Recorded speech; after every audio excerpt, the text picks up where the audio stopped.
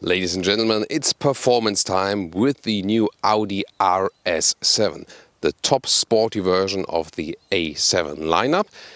And here with Thomas, we're going through all the details in exterior, interior and the performance driving experience of maybe one of the most beautiful Audis there is. Or what's your take on that? Navarra Blue is the color for today. And I would say join us in Full HD, full screen and full length. Let's go!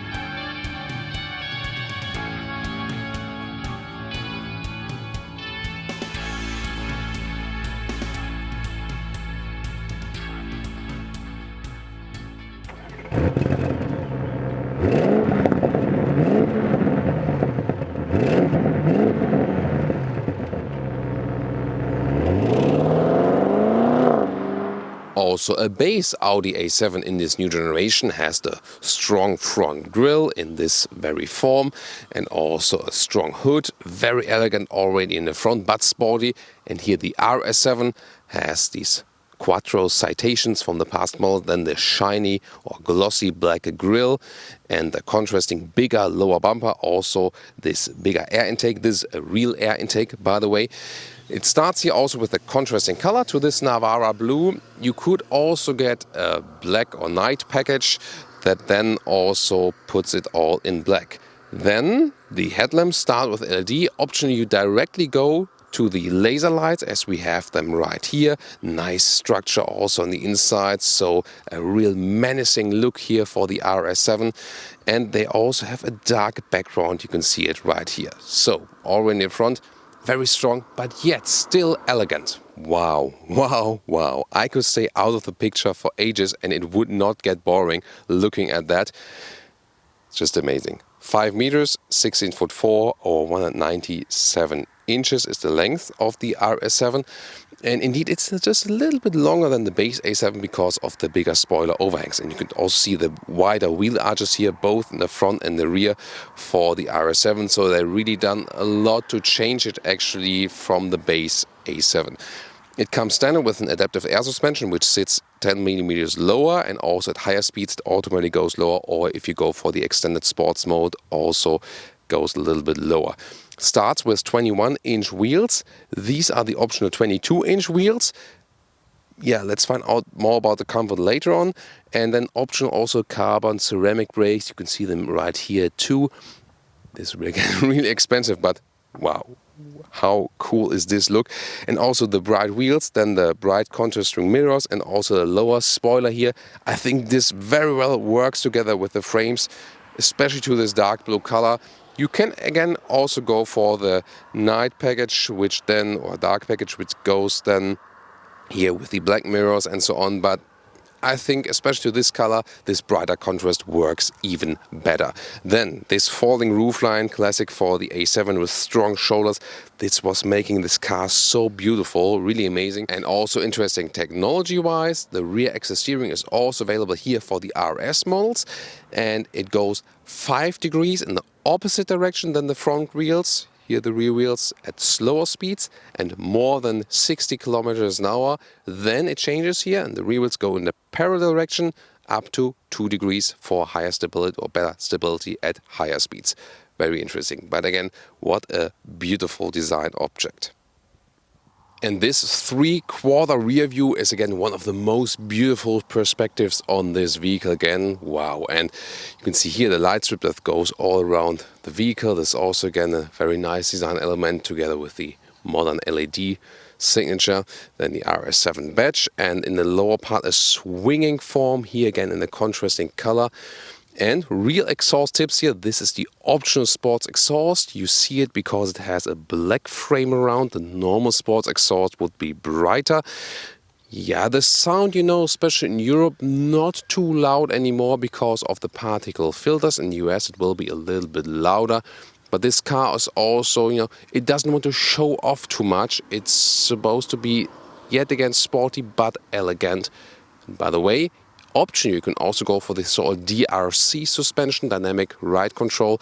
This would depick the air suspension, and then you can have 3 different suspension settings. So it's basically a fixed suspension, not adaptive, but then adjustable in 3 different stiffness modes. Not sure if this is really useful. The air suspension, of course, will still ensure more comfort, but still will be very adaptive and sporty at the same time. So that's it, 4-liter V8 bi-turbo, 600 horsepower, mild hybrid technology actually, and 8-speed converter automatic gearbox, rear-wheel biased all-wheel drive, 3.6 seconds to 100 kilometers or 62 miles an hour, and 12 seconds to 200 kilometers or 125 miles an hour. Normal A7 would come with 3-liter 6-cylinder petrols and diesels.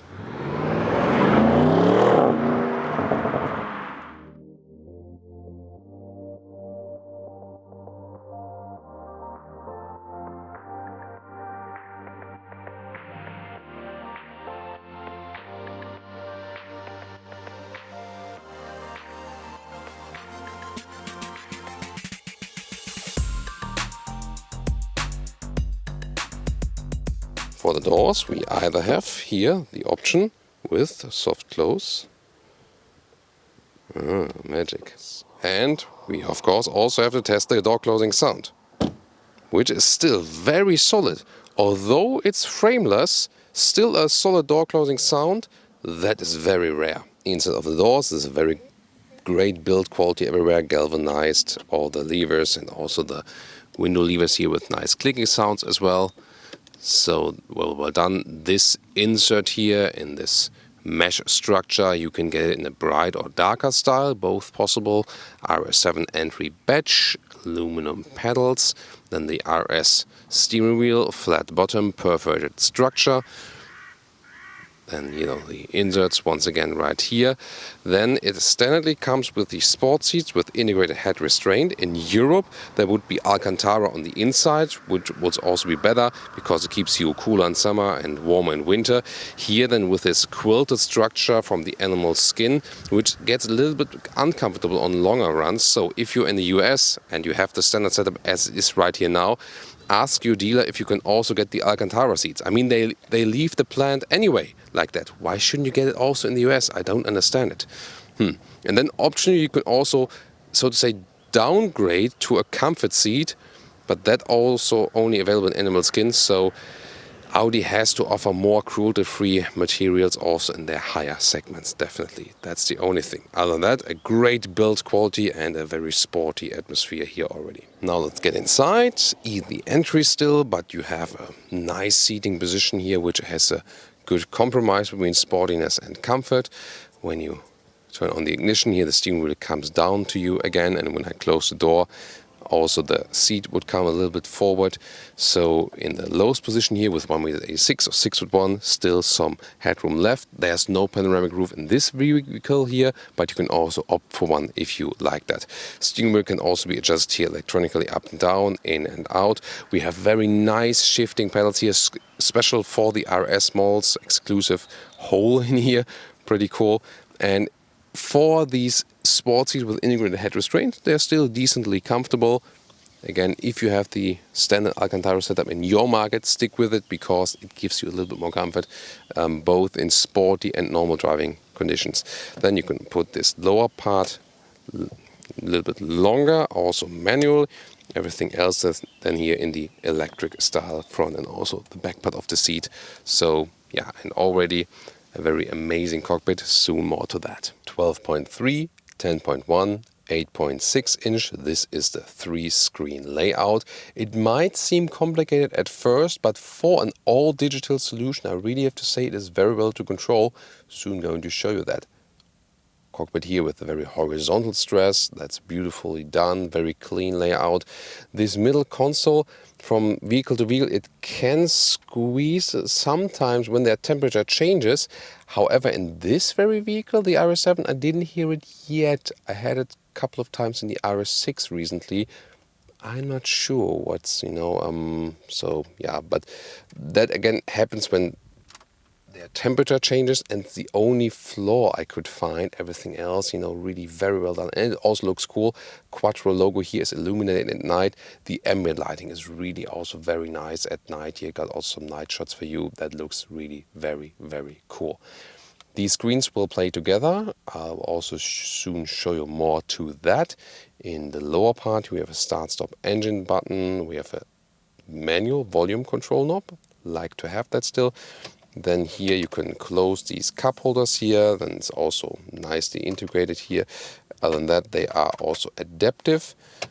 Automatic shifting lever for the converter automatic gearbox, and under the armrest you can put it up, and then you have two USB-A chargers and some more space. This armrest, by the way, you can also put it out and also adjust it in the height a little bit, so that's possible. And then here the steering wheel, again great compact form. Our single frame grille mirrored here on the steering wheel. RS mode button, that's exclusive to this vehicle. You can preset them in the menu. And then volume control on the right. On the left side you control the digital instruments with the view change, and again soon more details to that. And there's also a beautiful frameless mirror that fits very well into this vehicle. And here we go with the screen details. Apple CarPlay integration looks like this, and the 19-speaker B&O sound system is amazing. One of the best on this market. Wow. I have put all the surround sounds. Wow. Yeah, way to go. Great song, by the way. I can just show it to you here you hop back to the Audi main menu. Then you have a great overview here, so everything is kept rather simple. Settings, sound, then you're already there. And then, for example, here the surround level to maximum, 3D sound high.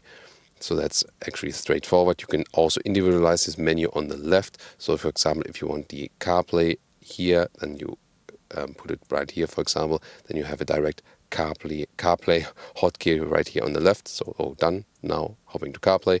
GPS. So I think a great and a straightforward solution here Audi found there, although it's an all digital. Here, car, Audi Drive Select, the car goes down either on demand when I click this one here, also although when the car is driving faster, and also in dynamic mode, for example, air suspension is going down, or when I pick the RS modes, there's an RS gauge monitor here for some temperature overview, for example, maximum G meters. And light and vision is interesting to set the background lighting here, maritime, Thomas blue, and all the way bright. So good, to discover this a little bit. And in the Drive Select, by the way, you can also then switch these RS modes. RS1, for example, you can set drive system, suspension, steering, engine sound, how you want to like it. And for example, it could be that in the RS1 mode you have it more balanced, and then in the RS2 mode, for example, you set all the way sporty. So this would probably make most sense in this case. Then these screens also play together. First of all, temperature control like this here, sliding in the lower part, or clicking is also possible. Yes, volume knobs are more practical while driving, but for a screen solution it's still easy to control. Also here 2-zone AC, and I nowadays use the swiping gesture also often to sync it. Again, when you do it like this, like here this gesture, then you sync 1 and 2 once more. Seat heating, seat cooling is also available here in the lower part. The Drive Select here, this is really hard to pick it while driving. So either you leave the Drive Select open like this, or then in this case here with the RS, you can also use the RS mode at the steering wheel. So that's cool. And when you have the GPS here, great satellite view. You can also deactivate this satellite view to have a more simple view. But you see the CPU is really fast. And when you enter an address right here, you can, for example, write it in the lower part like this here, Berlin. Then it automatically recognizes this like this, or you can also use the normal keyboard and then do things like that. So, and last but not least, voice control. Set temperature to 21 degrees. There we go. So that's good. And drive me to Frankfurt. I'm looking for destinations for you. Please wait a moment. So I think voice control also nicely done. And the rear view camera here with a great resolution. Here the drone view from above, and when you put it to the front gear, then you have the front camera also with a crossing traffic alert, and this 3D view is also possible here. It doesn't reflect the color we have here at the moment, sadly, but still it looks very fancy. Maybe it would have been too much detail work. This is when you want to control like a certain area, so you, for example, don't damage these precious wheels. Virtual cockpit, and by the way, here the check engine light. This only appears when the ignition is on, but the engine is not started. It will disappear when the engine starts. That's always with every Audi, Seat, VW, and so on. This here is special performance gauge, you can see, and pretty nice. You can, however, switch back to a normal gauge or more normal looking gauge like this with the two, so to speak, analog dials. So this is also possible, and then you can also switch the view like this, and also, for example, put the GPS map on the inside and put it all the way through. This is so cool, one of the best virtual cockpits on the market. And let's go back to the performance gauge again, because in performance gauge it just looks like this, or then like this. Oh, and yeah, let's go to the RS2 mode. And by the way, I need to show you how the RPMs turn up here, right? Brum, brum, brum.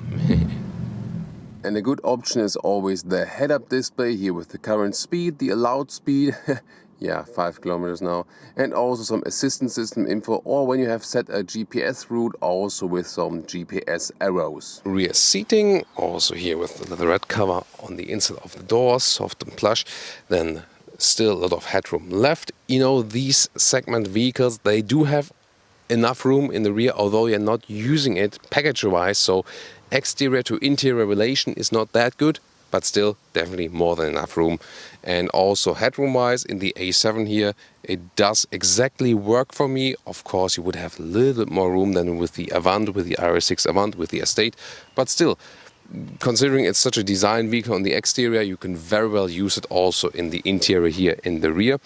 Then you also have Isofix at the outside seats here. You do fold the seats from here already, or then also the middle part here with the cup holders, adaptive, or then used as a ski hatch.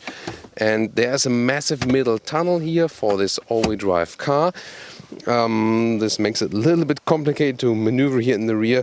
Sitting on the middle seat is hardly possible, not too good.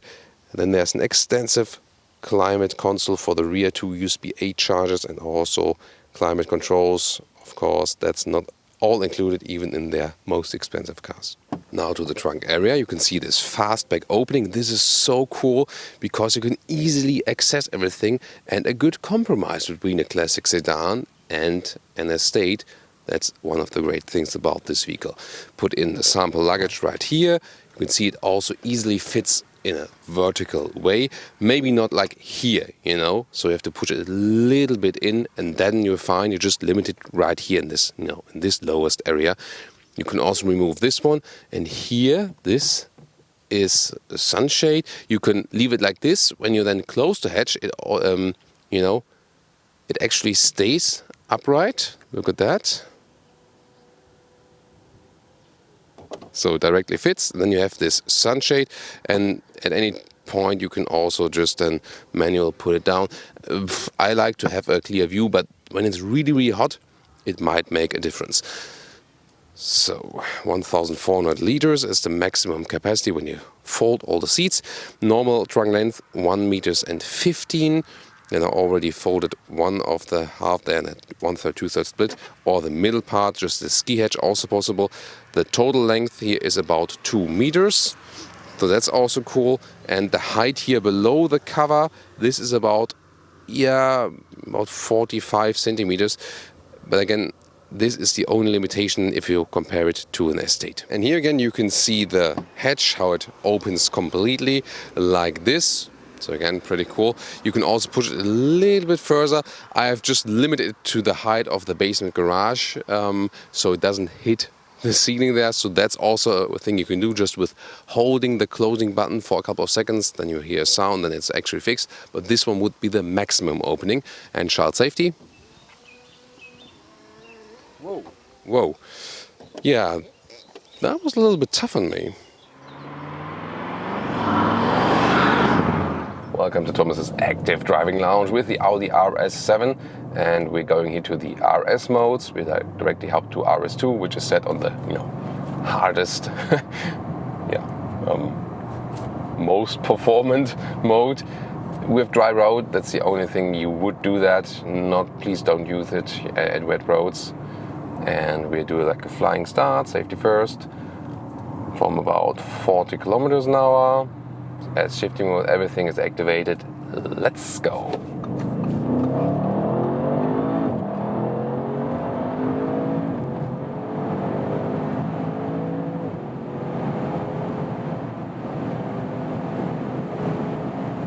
$220 kilometers an hour. Wow. Whee. So that was something. Lane change here, high speeds at 200 kilometers an hour. Let's go back again. Wow. So flawless, so smooth, amazing. And this all-wheel drive is putting that power on the ground also so evenly. So what a harsh acceleration on the one hand, but how smooth on the other hand. I'm already feeling like being on Nürburgring Nordschleife here. And I mean, driving 200 kilometers an hour with this car feels like nothing. Now, hard on the brakes from 200 to 100. It wasn't even so hard on the brakes, but so precise, so good in the control. And at any time you can release this RS mode here directly on the steering wheel. Don't have to do anything in the menu. Going a little bit calmer, setting the cruise control, setting the driver assist, and let's relax here on the motorway, no problem. Sound-wise, I mean, there was a nice, decent sound, but you already heard that this car is not exaggerating things. It's not to be out like this poser vehicle. It's still supposed to be an elegant sports car. So you've seen that on the exterior design, and that's also the case then here for everything else. RS2 mode again, because we are in the tunnel. Here we can also see more of that ambient lighting while driving. Here. Also a beautiful job. And this is the point to turn down the window. Shifting down with the pedals here.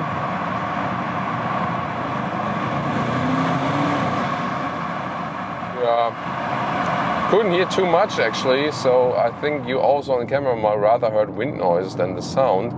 Of course, you hear a little bit more sound when you're driving a little bit slower. But yet again, especially here in Europe, where we have the particle filters for the petrol engines, the sound has been reduced. Although this is the optional sports exhaust already. Standard sports exhaust and then the optional sports exhaust. Yeah, but in the US the sound will be a little bit louder still. However, you always have to think about it's nice to have a great low frequency sonorous sound. But I think it's more important that it sounds good, that sounds low frequency, than being, let's say, loud, on a dB scale. So to me, I think it's fine when it's not too loud, but just when it sounds good, and then I think it's also, better just for, everyone around you, so you could enjoy then a nice sound, but don't annoy too many people at the same time, because when you're driving yourself, you always think like, wow, that's amazing, cool. But when you're sitting in your garden and want to sleep, and someone's driving past in the F-Type SVR, you think like, what the hell? So here there's the blind spot monitor flashing also when we hit the turning indicator. Such an agile, performant car. Rear axis steering makes it also, wow, you really feel the rear axis steering when you're easing it around here, and this is really a car that gives you nice and decent comfort as long as the road is well done. Also on longer motorway rides, then more stiffness to be able to drive a little bit faster, and yet you can always have the real punch no matter in which driving mode you are actually. So wow. Whew. Adrenaline was pumping up, now calming down again. But we do one more big acceleration for you here, definitely. I always like how they put the steering. You have such a good feeling. So when you're easing the car around, you don't have to use a lot of power. Yet again, it gives you enough resistance that it doesn't feel unnatural. So this is a very progressive setup that you don't have to steer that much. See here, usually you are steering the angle of the curve, and that's really very well done. So I think what Audi has done here, and also with their normal versions, not only necessarily with their sport versions, they have one of the best steering setups where they really have a very progressive one. You can keep your hands at the steering wheel all the time, don't have to grab around most of the time. It's feeling very direct and sporty, yet it's comfortable, and it still feels natural. They directly hit the spot for that, you know. For example, with Mercedes, you have to steer more. It still feels very natural, but not too progressive. BMW, they also have some good steering feeling in most of the vehicles, not in all of them. Sadly, the 3 Series has one of the weirdest steering feelings, whereas this one should have the best one. Yeah, I don't know. And then we also have some other brands which more like Jaguar or Alfa. They have very sporty steerings, very direct and precise, but doesn't give you the most natural feeling. Yeah, so it really depends on. Now we are already at a little higher speed. Let's go back to the RS mode again. And so we are at about 80 kilometers an hour, and then there's the famous sign here on the German motorways where it says, "You can floor it out, babe." And let's go to 80. Let me know. Oh, let's go.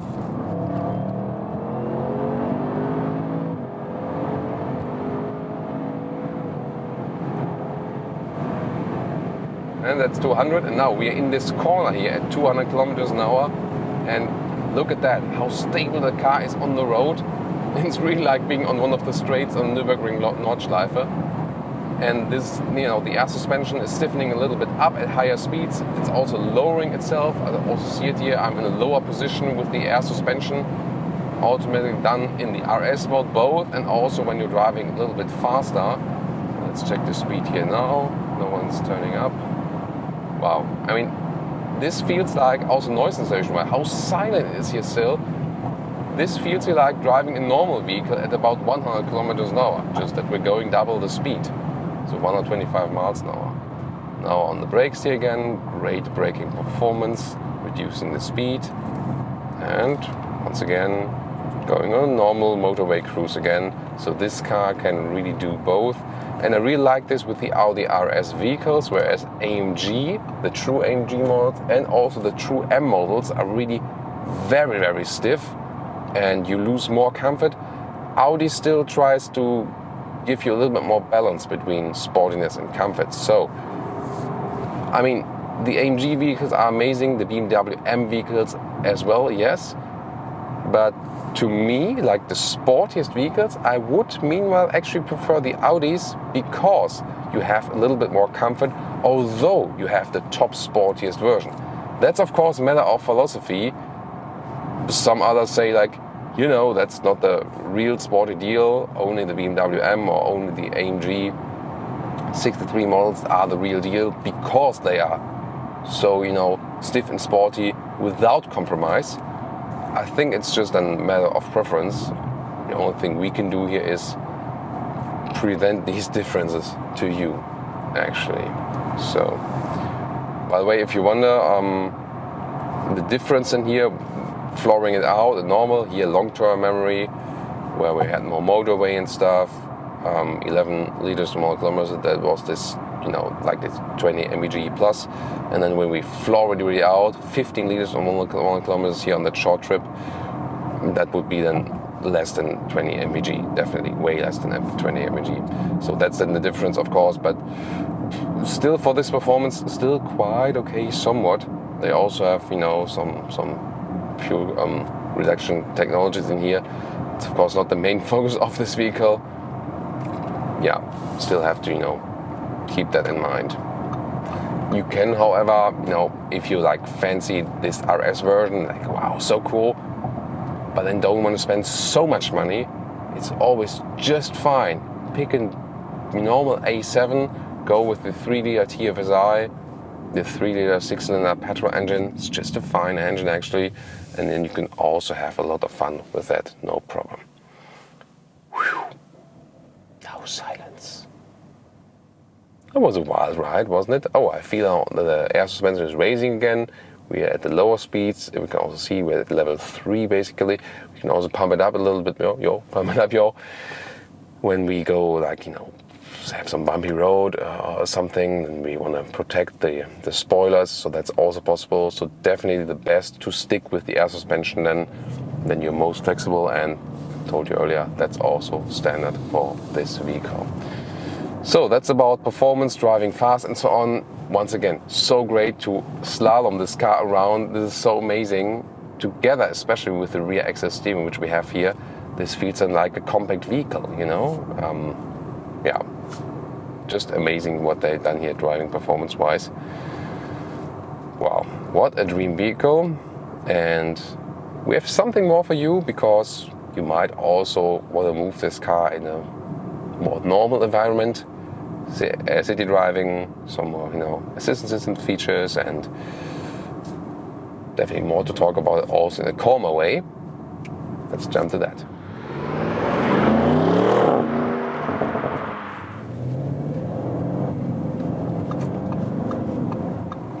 Now to some city driving, everyday driving life situations, and even if you're just in normal driving mode, yeah, that's a lot of fun, and you always have that boost also in the normal driving mode, definitely.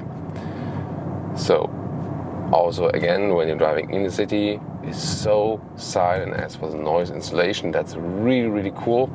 As for the riding comfort, yes, mentioned earlier, we do have the air suspension here, and that's definitely cool.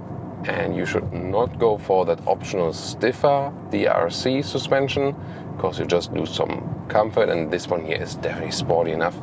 Again, we have the 22-inch wheels mounted like we had with the RS6 Avant, and this is also reducing comfort in your everyday driving life. So if you go for the RS7, RS6 and so on, then definitely stick with the base wheels, the 21-inch wheels.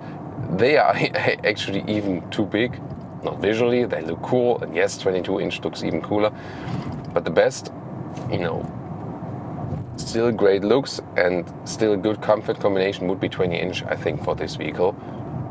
But that's not available, at least from Standard Works. Maybe you go for 20-inch with winter tires. Oh, wait a minute. The brake disc could be too big for that. Yeah, depending on it. So, yeah, that's the catch. Here again with the optional brakes, and they are a little bit over-engineered for everyday driving life, definitely. At least they keep the wheels clean. So when you're driving in the city, you can use it as an everyday driver, no problem. Again, the big wheels, this is the only limiting factor for the, that diminishes comfort a little bit in everyday driving life. Everything else, you can still live with that. At least getting reminded, Thomas, this is the RS. Hello, I'm still the RS. Yeah, that's what this setup is doing then. And you can just leave it in the auto mode, or then in the comfort mode, that you still have enough evening out comfort from the air suspension. Also, when you're just cruising here, it's so cool to handle this vehicle. I think it's also a better decision here by Audi to leave it with the rear axle, at least give the option for rear axle steering here with the RS models, whereas BMW with the M model set, that's not our philosophy. We don't need that. And I think it's way better here, when you're easing it around in the basement garage or in narrower streets and so on. The rear axle steering is so helpful. At these lower speeds, it makes the car appear as it would have a shorter wheelbase. That's really a very, very cool feature. So I really love to have that. Then again, this optional dynamic package where everything is included, also with the rear differential lock and so on, yeah, so expensive. So I have to think about if you rather go for single options than getting this super, super expensive dynamic package where everything is included. It also depends from market to market what they include and what not. Here, once again, by the way, I do prefer to have the bright mirrors and not the black package. or carbon package or something, because then you always can look at the contrasting mirrors here, you know, out of the window. And yeah, to me that's a lot of fun. And I told you earlier, I really love that, especially in combination with the Navarra blue color. So yeah, these traffic announcements, hate those. I mean, at some point they can be helpful. When you directly hit the options button there, then you can actually also turn them off. So at least that's quite easily done, how you can turn them off. So sometimes in vehicles you search for hours and hours and hours how to be able to turn it off, and then you don't really find it. Other than that, controlling here the temperature while driving, I think for a screen solution this is one of the best ones. Yes, a lot of us guys, oh, that's an old Beetle, nice Miami blue color. So knobs are somehow better to control while driving. Then again, you can use the voice command, or you can then, you know, click it here or swipe. And at some point, this is also, you know, more or less possible blindly. I'm not looking down at the moment, still controlling the temperature.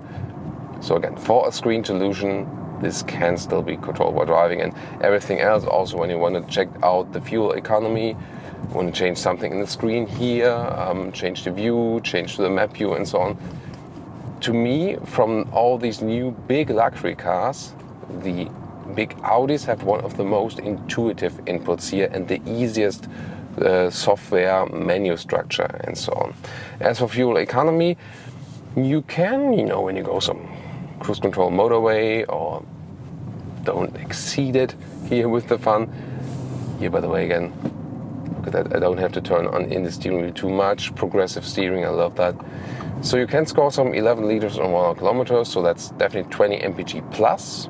Of course, a little bit more 20 mpg plus in the UK mpg figures. US mpg 20 mpg would be pretty exact. And for such a performance vehicle, that's still somewhat okay, I think.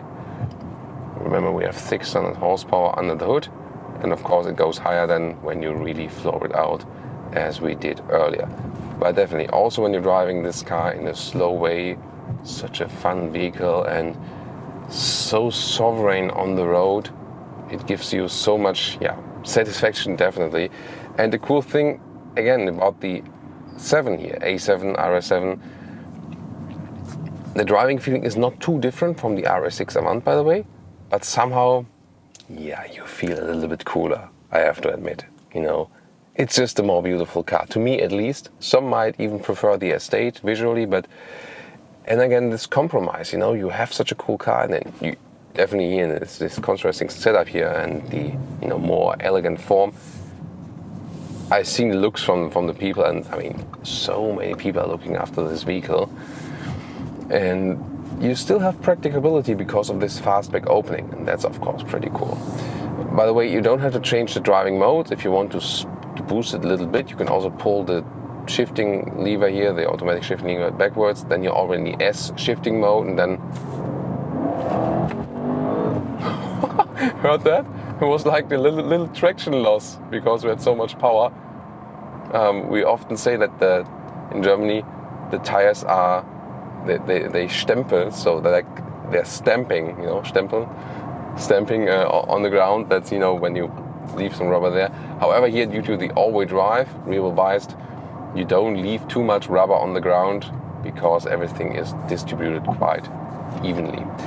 Let's go back to normal driving mode and set the cruise control right here. So that's cool. Adaptive cruise control, flawless reaction, and keeping the distance to the cars in front of us. There's always now a cool setting here when we're going like sideways here. Yay! So, and then there is this elaborated lane keeping assist feature, driver assist. You can activate here with your left indicator finger right there. Not sure if you can see it on screen there. And then you can activate this additionally. And here, wow, amazing. This is here again construction side. I'm just having hands on steering wheel, how it's supposed to be for safety reasons, but I'm not steering myself at the moment, just having them very loosely fit. This is so amazing. I mean, in the construction side lane, very close here, and Look at that, not nervous at all. Super smooth, keeping us in the lanes. So the work they done here on the assistance systems is phenomenal. Also, that's so funny again. Here's 80 kilometers an hour. But on the right side, there's a 60 sign, or there has been a 60 sign that was recognized. Then the car was setting the speed to 60. So I have to say, well done from the car, even though in this case it's not 100% right, because here on the left lane we still are at 80. But that's the traffic sign recognition, and also this predictive assistant. If you pick the max assistant system, predictive assistant actually then rules the speed in front of roundabouts, next intersection and so on. The speed is being reduced before you actually realize that, so that also saves some fuel and gives you a little smoother ride. The blind spot monitor is integrated here in the side mirrors. Not sure if you've seen that here at some point already. But with this car, hard to indicate intentionally, because hardly anyone will ever overtake you. Of course, unless they're really speeding and you're not. And even at higher speeds here, 100 kilometers, 60 miles an hour, this car is so agile and so flawless. And by the way, so easy to deactivate this lane keeping assist here just with one pressing of the finger. Because at some point when you say like, I really want to take over control myself, then you can always do that at any time. And I think, again, such a great solution here. So I've been driving from all brands, the big cars lately, like for a lot of kilometers, and I think the user input they have here is pretty simple. Also, BMW as well, with the 5 Series, also the big SUVs, X5, X7. The Mercedes have become a little bit more complicated, especially with the digital instruments and so on, to control things there. So I think the BMWs and the Audi are a little bit easier in this case there at the moment.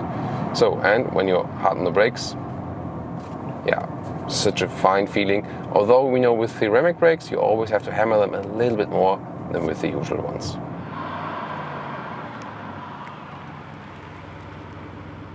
And now to our conclusion for today with the new Audi RS7. In this new generation here, of course, a big interior update with all these touchscreens, but for touchscreen solution, I think it's very well usable because the menu structure is very easy to learn, and also the temperature control, you get used to it indeed, and for a non-knob temperature use, it's one of the best inputs they have there. The only thing on the interior that is missing is more non-animal skin seating, and they are able to offer that to you actually, at this modern times, without any change. You can get the same look, you can get the same feel, just cruelty-free. That is possible. We just have to get there also in the higher trim cars at Audi. Exterior-wise, such a beautiful and elegant vehicle, and I think it's really cool that it's so sporty, but yet remains, with this very elegant form. I would also pick it the way it is here with the bright chrome accentuations, but at any time you can also pick the dark package if you want a more sinister look. To me, I think it's probably the most beautiful Audi there is at the moment. And it's of course cool, this body form combines so many things, this elegance in the styling, but yet you have the fast big opening and you can very well use it for loading things in and out. Driving, the only thing there is 22-inch wheels does reduce the comfort when the road is not so well done. I would really love this car with 20-inch wheels. That would probably be the best setup. But then you can at least stick with the base 21-inch wheels. This will be a little bit better than here with 22-inch wheels. Everything else, it delivers a better compromise than the BMW M and the true AMG models. So the Audi RS models, always a little bit more comfortable, more compromise between sportiness and comfort. Yet it is so performant, such a great acceleration, feels like nothing when you're driving high speeds. And it's so silent on the interior. What a flawless driving feeling, especially and also when you have the rear axle steering. What a dream vehicle. And the only thing then, at least 120,000 euros or dollars. And when you have it like this here with some more options and so on, more than 160,000. And that's of course very tough to swallow. And this maybe brings us then to the conclusion that you better watch this car here in our review and then go for a normal A7 with the 3-liter 6-cylinder petrol or diesel and can enjoy it. Definitely, yeah, maybe not as sporty, but definitely also very enjoyable, and maybe, yeah, less than half the price. So what's your take on that here today with the Audi RS7? Give us your feedback in the comments to this vehicle, and also see you at one of our other reviews. See you there. Thanks so much for tuning in today.